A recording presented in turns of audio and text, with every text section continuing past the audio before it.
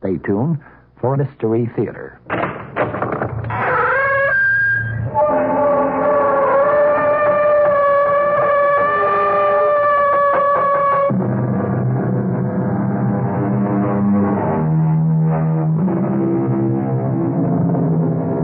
Come in. Welcome. I'm E.G. Marshall. The one place where all men meet sooner or later is the grave. It's the place where all roads end. That small model of the barren earth which serves as paste and cover to our bones. What happens then when two old friends meet beyond the grave? When one of them has been living under the threat of death by the other? A threat from the grave? A threat made in a crowded courtroom more than 20 years ago.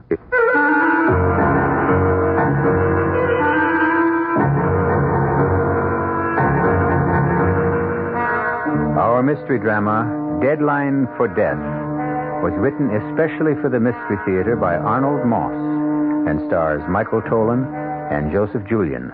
It is sponsored in part by Buick Motor Division and Anheuser-Busch Incorporated, brewers of Budweiser.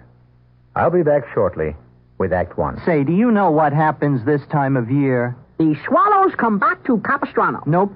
The buzzards come back to Hinckley Ridge, Ohio. No. Bulldogs all over the world begin to shed. Not even close. Oh. This, my friend, is the time of year when you can get a super little deal on the practical but elegant Buick Apollo. And just between you and me, it may very well be the best chance you'll ever have to buy a Buick. I could have sworn this was Buzzard Day in Hinckley. This is Dave Herman reminding you that the Jets-Raiders game over WOR Radio at 3:35 this Saturday afternoon is brought to you in part by your New York, New Jersey, Fairfield County Dodge boys.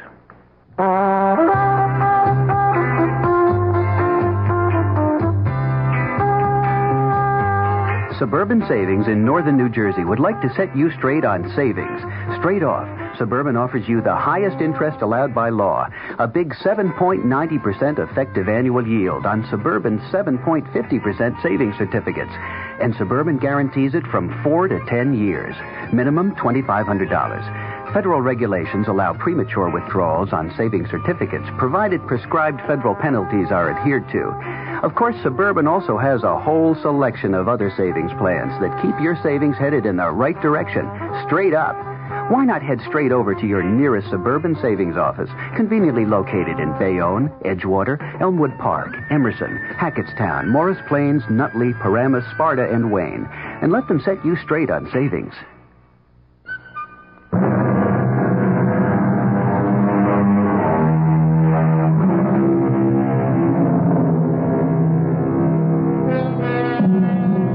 Was the threat Johnny Promise made some minutes ago an empty warning? Can a dead man moldering under the damp earth for 20 years doom the life of another man? Can a corpse, long dead, wreak vengeance on another human being from the immeasurable distance of another world? We're about to find out as Johnny Promise talks to his old friend, Sammy Rogers. Sam? Sam Rogers? Answer me, Sam. It's so dark here we can't see one another, but we can hear. There's nothing to be afraid of anymore. Sam? Why can't you leave me alone? Nobody's bothering you, Sam. Nobody. Just someone to talk to is all. Old friends, old time's sake. Nothing wrong in that, is there? Is there? Nice to talk over old times. Friendly. Makes me feel good. Besides, what else is there to do in this place? I don't want to talk, Johnny. Not again. Oh, don't be unfriendly, Sam. Not here. Get your kicks some other way. Leave me alone. Stop torturing me. It's been finished all over for a long time. Oh, tell me again how it was. Just one more time. Like what went wrong on our bank job? How we had it worked out so good? How some way we goofed? How the cops broke in on us and we began to run? How the big one took a shot at me and I shot back and let that cop have it right through the head? How they all started to target in on me. I called you for help? And how you ran away? And ran and ran and ran? You did manage to save your own little neck, didn't you? Tell it to me again, Sammy. You've heard it 1,000 times. I know, Sam, I know. And more than anything, I love the way you tell about the courtroom. That hot summer day, 20 years ago, back in the 50s. I'll never forget that one. Especially your part. You'll never forget it either. Because as long as we're here together, I won't let you forget, Sammy. I won't let you. Johnny Promo, also known as Johnny Promise, a jury of your peers is found you guilty of the murder of Officer Corcoran in the first degree. Are there any last words you would like to say before I pronounce sentence? Yes, Your Honor. But it's not for the court. It's for Sam Rogers, sitting over there, star witness for the prosecution. You saved your own skin, Sammy, by squealing about me to the DA. If not for you, I'd have got away with it. But you'll pay for it, Sammy boy, with your life. My name ain't Johnny Promise for nothing, kid. So keep an eye on the calendar. Count the days, one by one. Because after I get mine, I'll see to it that you get no more than a month to live. Order! Maybe less than a month, but not 1 minute more. Don't look so scared, Sammy. If you live past the month, you're safe. But I got a lot of friends and a lot of dough to toss around to those friends. Today you buy loyalty like you buy lamb chops, so don't count on more than a month. And when you get yours, remember Johnny Promise let you have it. Straight from the grave. Remember the date, Sam? The date the judge named for me to burn in the electric chair? I don't remember. Oh, that's not true. You remember. August the 28th. 5 o'clock in the morning. Taps for Johnny Promise. A man with a code of honor. A man whose word was a thing of respect. And above everything else, your friend. Now, how could you forget that? You won't ever let me. And little Sammy with his big mouth made the whole thing happen, right? Cut it out, Johnny. I don't want to hear anymore. What do you get from tormenting me like this? Laughs. And it passes the time. We got no place to go. We're going to be here for the rest of our... let's say for a long, long time. And I like to laugh. And that story of yours is good for 1,000,000 of them. Let's have it, Sammy boy. What was it like for you after I got mine? Come on, tell it just like it happened. Tell it.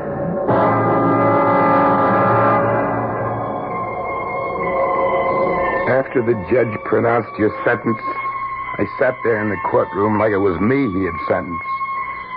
The cold sweat was pouring out of my body. I couldn't move. Could hardly breathe. All I could hear was your voice laughing and saying, a month to live. 1 month to live. I knew for sure that within the month after you burned, you'd see to it somehow that I got mine. So I holed up in that scrubby hotel room, way up on the 9th floor. And for 2 whole weeks, I didn't see anyone. I wouldn't answer the phone. I wouldn't talk to anybody. I wouldn't open the door. Except for Linda. She was the only one I could trust. It's me, Sam. Come in quick. Here's your dinner, Sam. Thanks, Linda. And today's newspaper? September the 12th. 15 days since Johnny... You've got to stop thinking about it. Stop thinking about it. By 5 a.m. of the 28th, I'll be a dead man. And it could come at any time. In a week, tomorrow, in an hour. But you've taken care, sweetie. Nobody can get at you up here. And once you get past the 28th, you're a free man. Johnny said so, didn't he? Yeah, he did. And he never broke his promise, did he? Yeah, that's what I'm counting on. But just the same, every morning I wake up after a bad night and I hear myself talking to myself. I say, today, will it be today? Is this my last day on Earth? That's what's driving me crazy. Sam, you've got to find things to take your mind off of it. It's only another couple of weeks. And then... And then? We'll go away someplace, far away, start a whole new life. Why don't you eat something? It'll make you feel better. I'm not hungry. Maybe a little coffee while it's still hot. I got the change from the 20 you gave me. Forget it. It's right here in my bag. What are those? The keys. What keys? To this room. To this room? Of course. Where did you get them? You gave them to me, don't you remember? I never gave you any keys to this room. Who gave you those keys? I told you, Sam, you did. You lousy little liar. Where did you get those keys? I don't know what you're talking about. He even got to you. Oh, Sam, how could you think that He got to that crummy desk clerk first, didn't he? And then to you. And you had the duplicate made. Who made the payoff? I said, who made the payoff? Sam, you're insane. Why would I ever do anything to hurt you? Because for $500, $1,000 you'd do anything. Now get out of here, you little tramp, but fast. Oh, you're wrong, Sam. You're wrong. I love you. Get out. Oh, wait, Sam. Please. I don't need you or anybody. Get out before I kill you.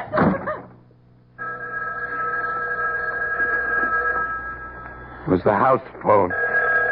Not my private line with the unlisted number. Only 2 people ever knew that number. You, Johnny, and Linda. But this was from the lobby downstairs. Stood there listening to it ring. Didn't dare answer it. The sound began to bore a little hole into my brain. And finally... Yeah? Who is it? It's me, Sam. Linda. You? How could it be you? You just went out of the door. Where are you? In the lobby downstairs. I'm so glad you answered. How did you get down there so fast? Please, Sam, listen to me.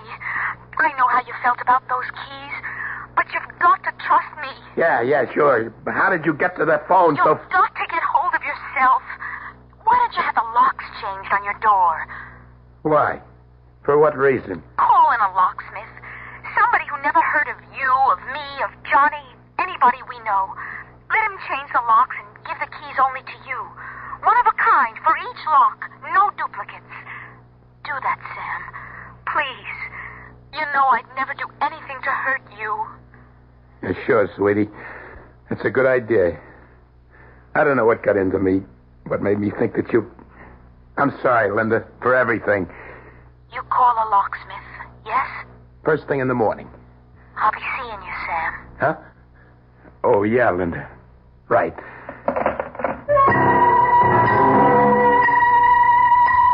That was real tricky of you, Johnny. It's leading me to suspect that Linda might be the one you'd pick to get me.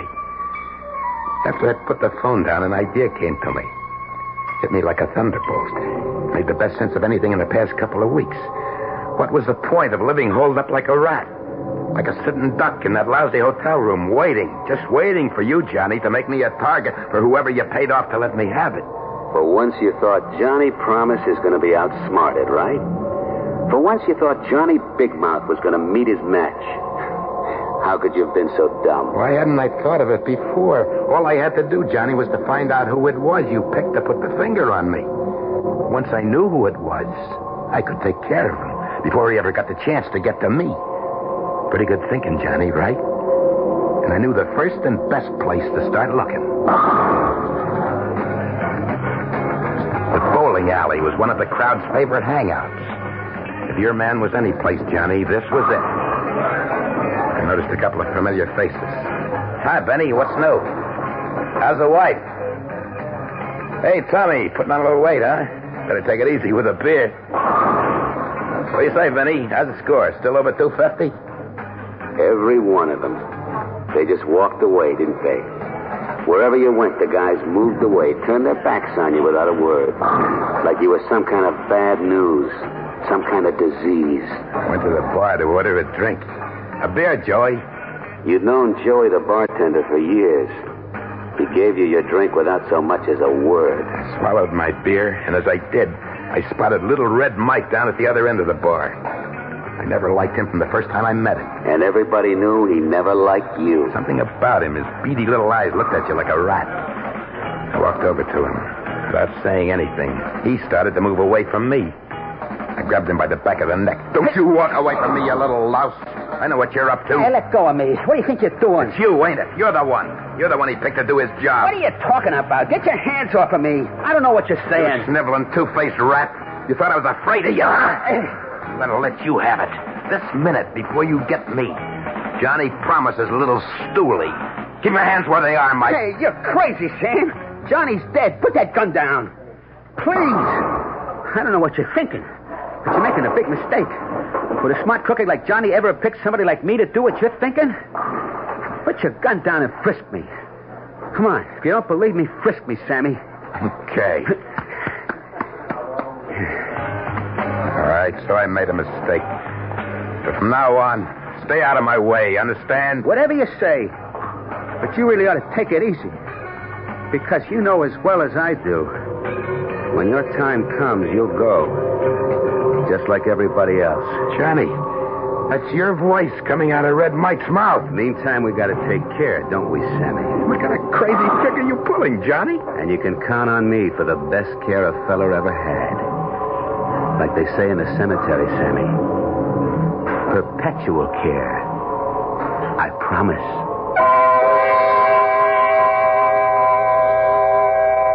There's a delicate little mechanism inside the heads of all of us. When you're threatened by an overpowering fear, for example, whatever or whoever is the cause of that fear turns the little machine on. And wherever you go, you see that person. Hear his voice, feel his touch. Like what's happening to Sammy, right? Just how far and to what ends will the little machine drive Sam Rogers? We'll find out shortly when we return with Act 2. Hey, Mom, what's for dinner? Hey, Mom, what you got? Your ShopRite supermarket has a what's for dinner idea the family will love. Choice grade boneless beef roasts, bottom round or shoulder, just $1.29 a pound. Put a few in your freezer at this low price. Other ShopRite values this week include sweet honeydew melons, just 69 cents each. Minute Maid orange juice, Court Gardens, 3 for $1. Armour Franks, 1 pound package, 79 cents. ShopRite is also headquarters for your back-to-school shopping. So visit your ShopRite and save at ShopRite. She loves the family. She wants the best. She does all that she can do. She lets ShopRite do the rest. Hey, Ma, what's for dinner? ShopRite has the answer. WOR New York, an RKO General Station.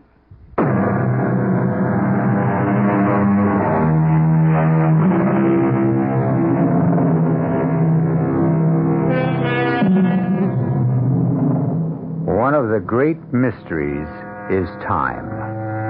It often happens that time seems never to move forward, when the minutes are suspended in some terrifying space and refuse to move. And then there is that silent, never-resting thing called time that rolls on, rushes along, swift as an ocean tide, on which we and the whole universe ride. For Sam Rogers, time was beginning to take on a new meaning. The end of the month was getting closer and closer. The days were racing by. Every night I shut my eyes to try to get just a couple of hours sleep. I kept myself awake thinking. What were you thinking, Sammy? Tell me. That I had to find the guy you picked. The guy that was going to let me have it. I kept telling myself, get to him before he gets to you, and there'll be nothing to worry about. Sooner or later, I had to find him. Once you made your mind up about that, you began to feel a whole lot better. Yeah, I began to live almost a normal life again. Like the day I went to the custom shop to get fitted for a couple of new suits. I congratulate you on your choice of materials. The silver mohair and silk will make up into a perfectly lovely suit. And so will the tweed. Now, don't forget the extra padding on the shoulders. Well, if you'll forgive me, it's the natural look this year. The real look of the 50s. No padding. Extra padding on the shoulders. Well, of course, as you wish. I wish. Certainly, sir. Now, if you'll just stand still for a moment while I drape this material over your shoulder. Hey, what do you think you're doing? Hey, let go of my arm. Put that scissors down. Drop it, I tell you. Drop it. All I was trying to do, sir... I know what you were trying to do. Well, I'm very sorry, sir. Very sorry. I assure you it won't happen again. But you see, Sammy, you got to realize it could be anybody. Anybody at all. It was happening again. The tailor was standing there in front of me, right in the middle of a sentence. It was your voice that was coming out of him. Your words. Then there was that day in Luigi's barber shop. I hadn't been to the barber in weeks. Luigi had been my barber for 15 years. There was one guy in the world I could trust. It was him. That's what the guy on the radio says, Sam. If we get the same kind of heat tomorrow like we had today, it's going to set some kind of record. Imagine. The end of September, 96 degrees. Yeah, that's what they call real Indian summer. If it don't cool off, Sam, they can give this summer back to the Indians. You understand? I sweated out every stroke of that sharp razor. While Luigi went droning on about the weather, I held my breath, thinking, he may be my friend. He was your friend too, Johnny. No, so... My eyes are shut. All he has to do is to let that blade slip just one little bit. Accidentally, you know. All right, chin up a little higher, Sam. Just a little more. And who would know the difference? There we go. Let me just lower the chair a little, huh? Hey, what are you doing? Well, like always, a nice hot towel. Opens up all of the pores. When they're open, a little lotion closes them up again. He could have let me have it right then and there while he was shaving me. But he didn't. When he wrapped that hot towel over my face, instead of it feeling good, I suddenly got the idea that this could be it. Luigi could smother me to death. And there I sat, helpless, beneath that hot towel. I ripped it off, screaming, you thought you had me, didn't you, huh? You and your hot towel. What's the matter with you? Here's what you can do with your towel. Hey. I have to think of something better than that. Well, you'll never get the chance. You've seen me here for the last time. I don't know what you're talking about, Sam. But it won't do you no good. Getting excited this way. It was your voice again, Johnny. You gotta learn to calm down. Take things easy. Listen to me, Sam. Easy does it. After all, there's only 3 more days to go. Right?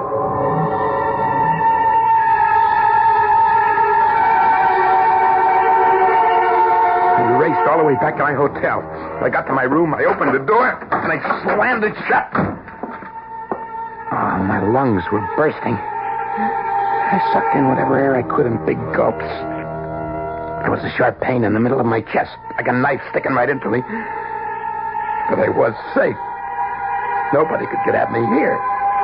Never mind that idiotic idea of trying to find out who was supposed to put the finger on me. Just sit it out. Sit it out. Right here. Right here, I told myself. Play it safe. But when I looked around the room, I knew that I was not safe. Even here. There was a peculiar feeling about the place. You couldn't say exactly what it was until you looked to see what time it was. And then I saw that my little electric clock on the dresser was turned around with its face to the wall. And it was unplugged. In the bathroom, there was broken glass sitting on the sink. Somebody had been there, that's for sure. No maids. I never let the maids in. Maids or anybody else. Except Linda. Linda was right. She was right. I had to get those locks changed today without waiting another hour.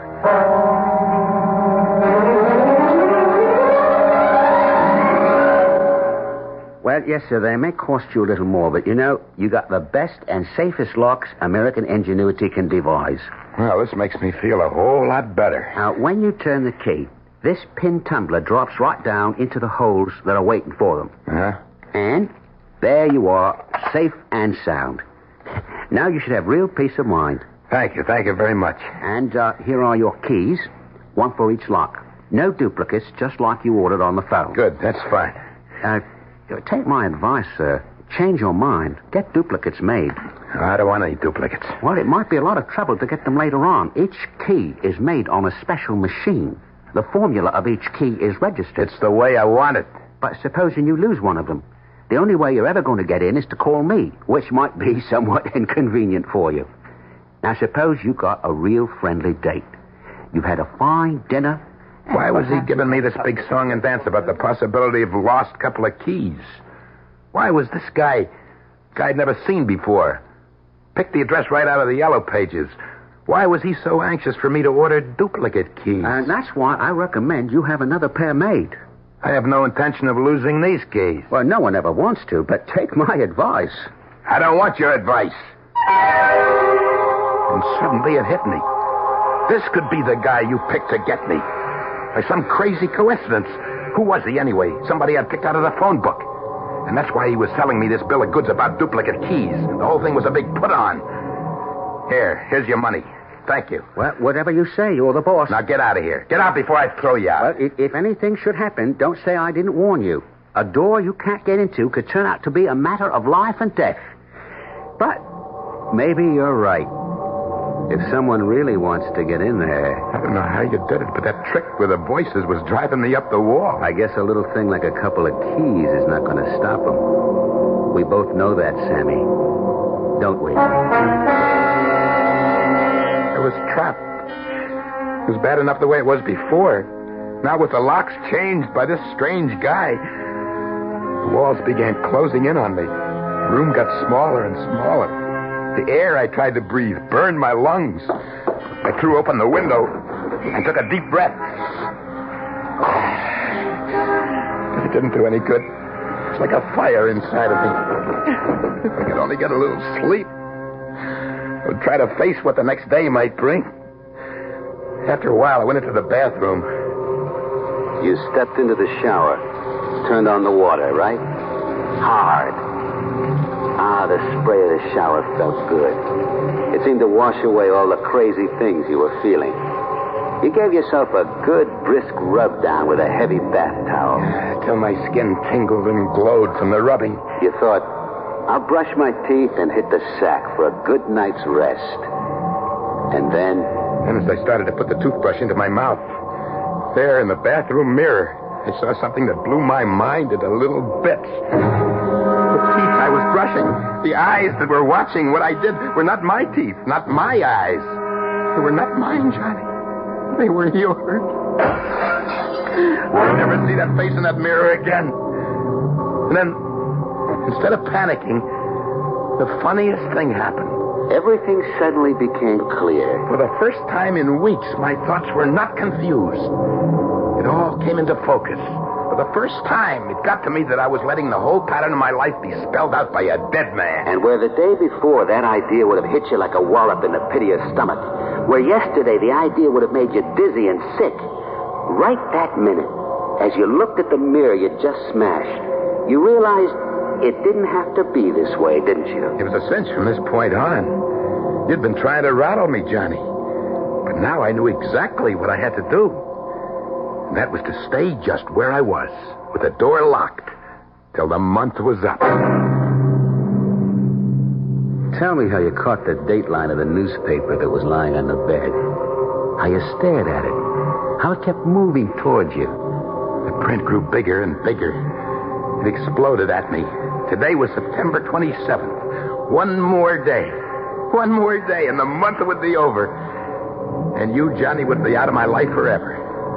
My head began to swim with excitement. I kept telling myself, live through this one day, Sammy, get through this night, and then 5 o'clock tomorrow morning, you've got it made. What made me so absolutely 100% sure? Simple. Johnny Promise never went back on his word, right? Right. I made a grab for the phone.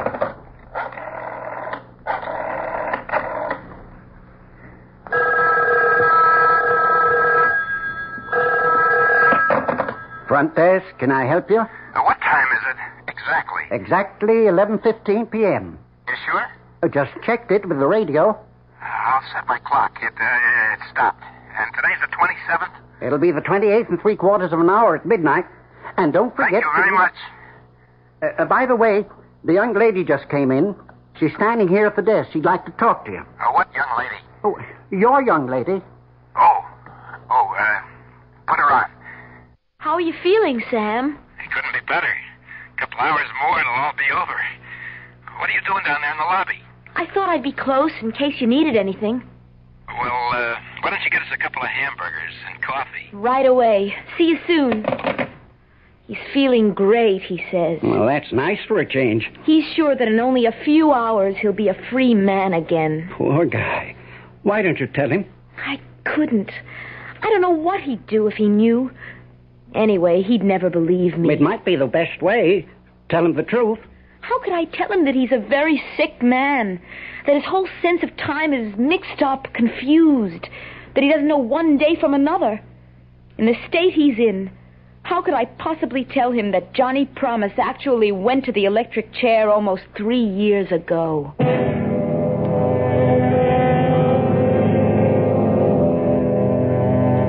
Does one tell a dying man what he's about to meet?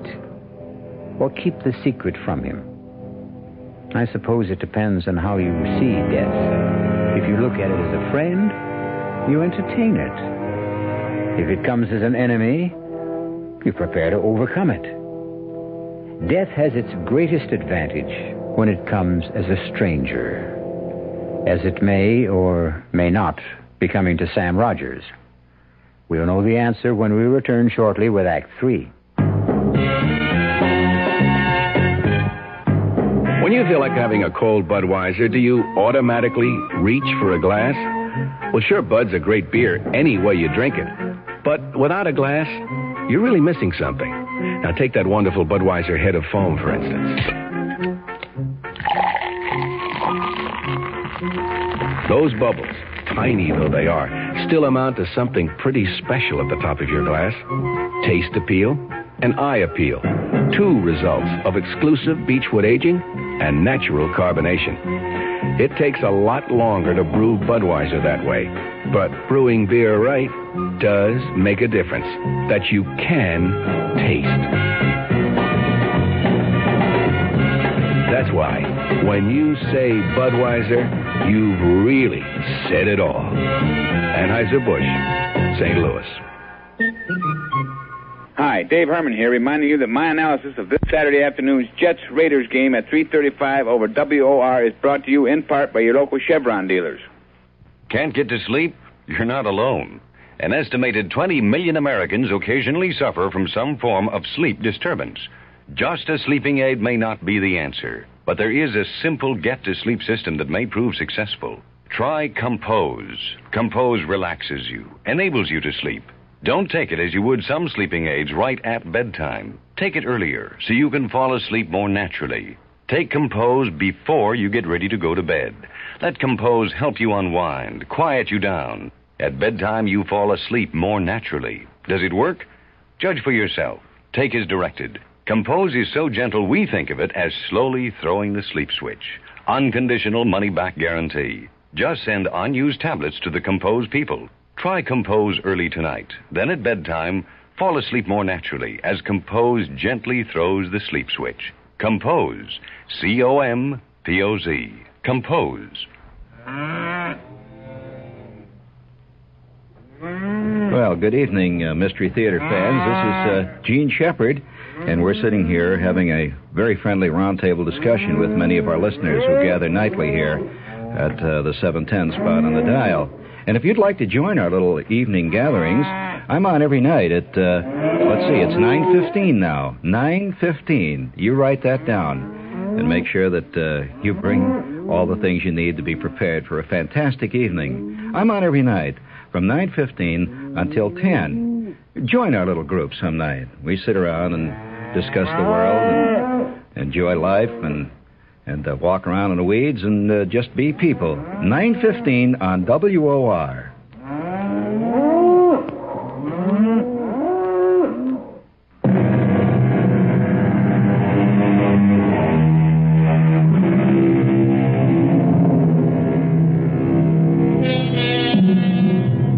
It has been said, a man is never less alone than when he is alone.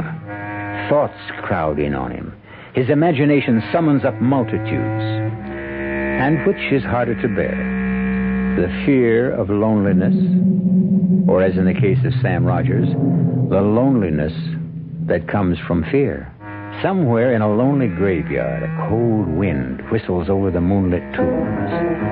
From a purgatory of his own making, Sam Rogers is forced by Johnny Promise for the 10,000th time to recreate the path of his downfall. In my hotel room, I kept staring at the clock on my dresser. The hands didn't seem to move at all. They moved so slowly. And then it was midnight. Midnight at last, right on the nose. Only 5 more hours to 5 o'clock. That was when you got yours, Johnny. 5 a.m. And here I was, just 5 hours short of the deadline you'd set for me. 5 hours, 5 years. My blood went cold. Little bumps on the back of my neck. My throat scratchy and dry. I wasn't about to fall for any more of your tricks, Johnny. Smart boy. You sat there on the bed waiting. You weren't going to answer. The knocking kept on louder and louder with more and more force. You sat so still the muscles in your back and legs began to stiffen and ache. There was a dull pounding at the base of your skull. Finally, you saw the sheet of paper come sliding under the door. 4 words written in red with what seemed to be lipstick. It's me, Linda. Open. Carefully, quietly, I got off the bed, went to the door, and I whispered, "Who is it?"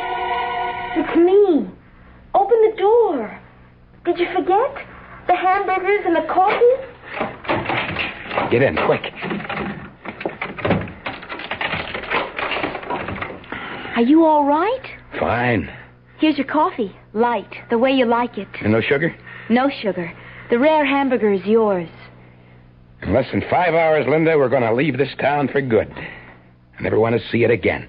We'll start all over again, fresh. Maybe Alaska or Mexico. Whatever you say, Sam. We talked of our plans for the future, where we might go, what we'd do, the family we'd raise, pushing all other thoughts right out of our heads. It was exciting and beautiful. I looked at the clock again. Where had the time gone? It was 5:15. I said to Linda, "You've got to leave." Why? When I walk out that door, I want to do it alone. You understand why? Of course I understand. I'll meet you in about an hour at your place. Good night, Sam.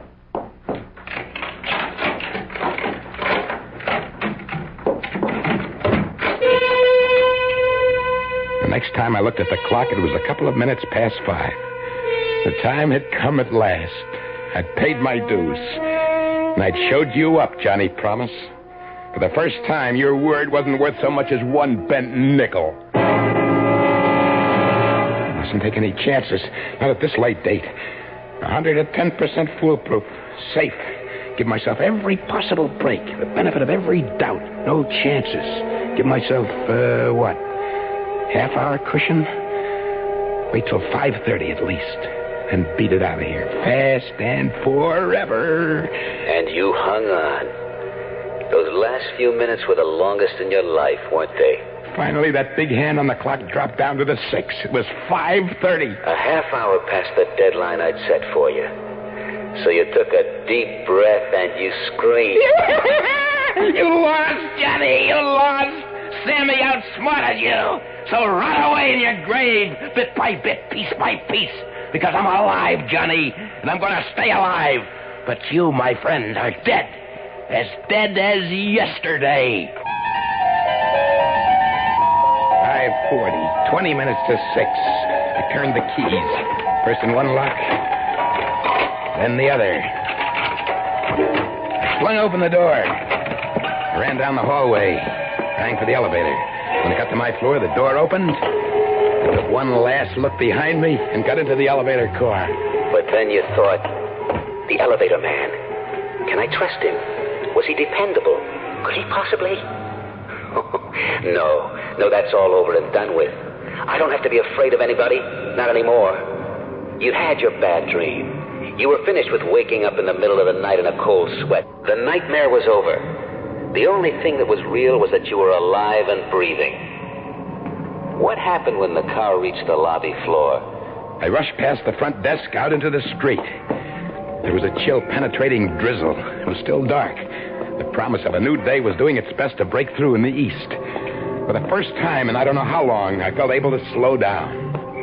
I started walking in the direction of Linda's place. Slow, with a sure, firm step. The streets were deserted. It figures. A Sunday morning, 5:45. Wonderful feeling, wasn't it?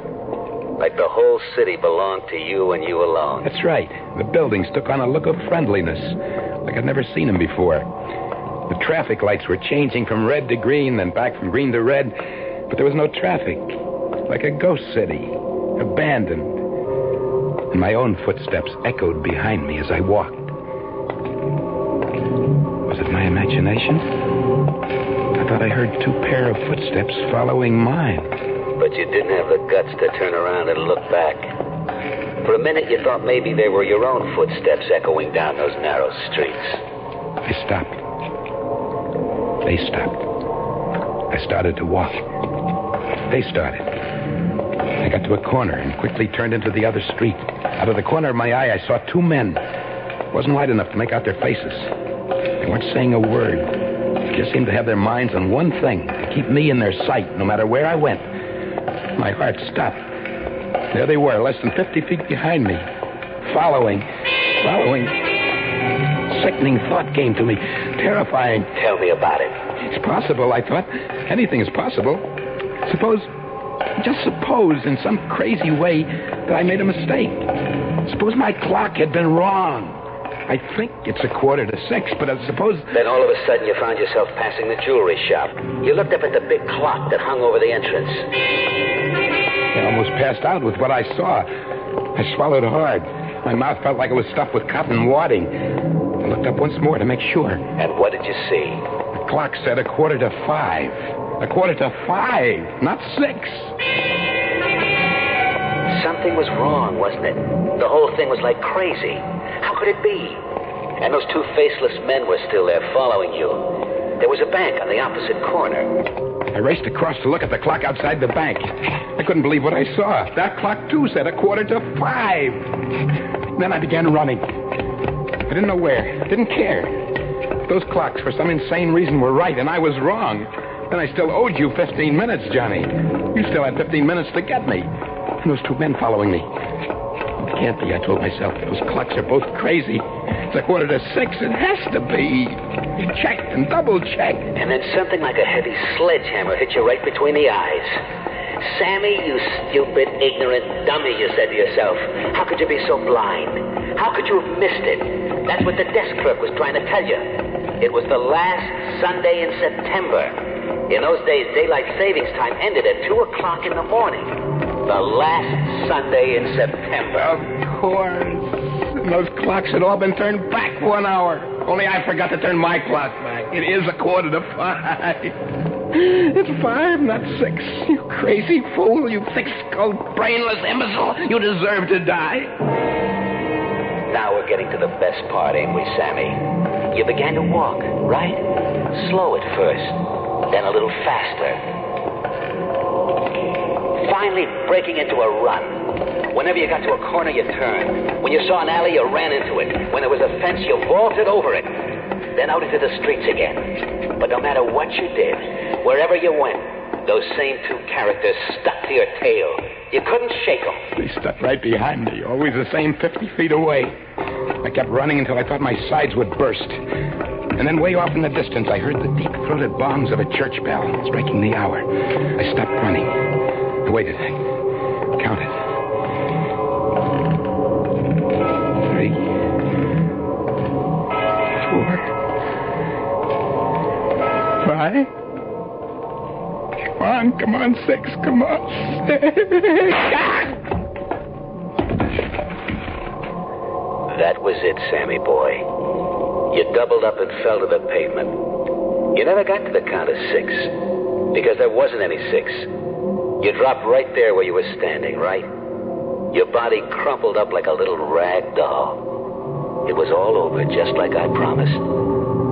Except for one thing. One little thing. Remember, Sammy? I remember. Tell me how it was, Sammy.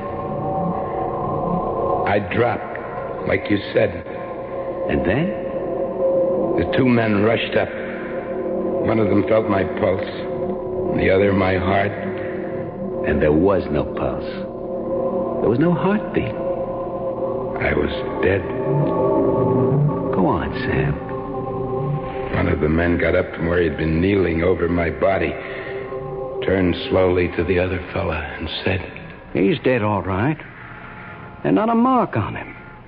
Well, that big newspaper delivery truck passed by. Backfired. Just backfired. And this guy drops dead. Yeah, I guess we better call the police. So Johnny kept his word after all, didn't he? And even today, from where he is now, he keeps assuring the rest of his companions. It's like it's my code of honor. Once I give my word, I never break it. That's why they still call me Johnny Promise. Right, Sammy? Right, Johnny. Oh, and, Sammy. Yeah? Tomorrow I want you to tell me the whole story all over again. From the very beginning. Right? Right.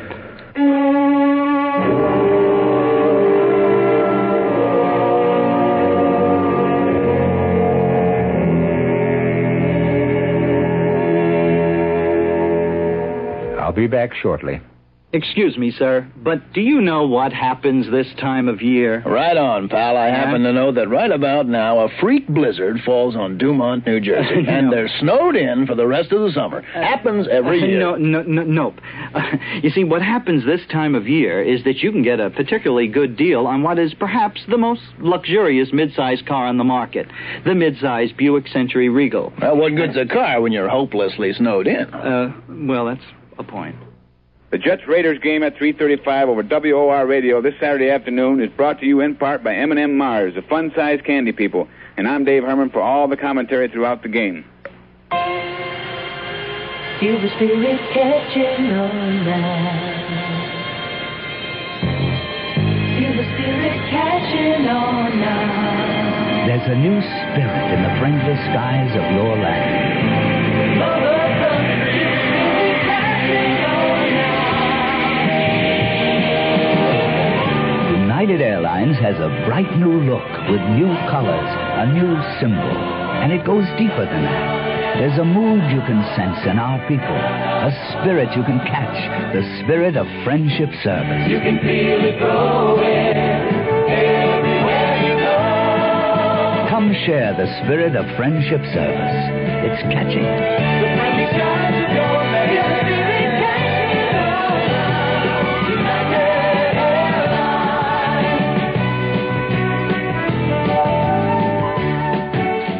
United United has 7 non-stops to California. Call United or your travel agent.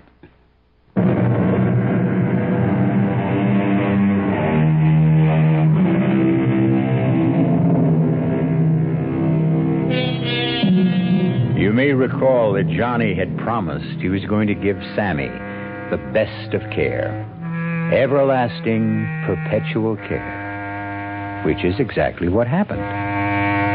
Before he passed away, Johnny signed a contract with the cemetery to provide Sammy Rogers' grave with perpetual care. Weeds removed, flowers 4 times a year, neat and beautiful till the end of time. Always a man of his word.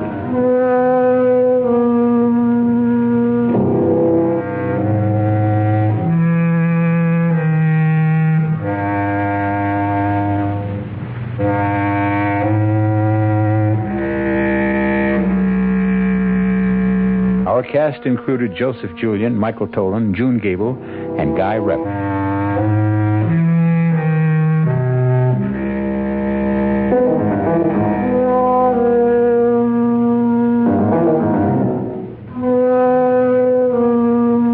The entire production was under the direction of Hyman Brown. Radio Mystery Theater was sponsored in part by Anheuser-Busch Incorporated, Brewers of Budweiser, and Buick Motor Division. This is E.G. Marshall inviting you to return to our Mystery Theater for another adventure in the macabre. Until next time, pleasant dreams.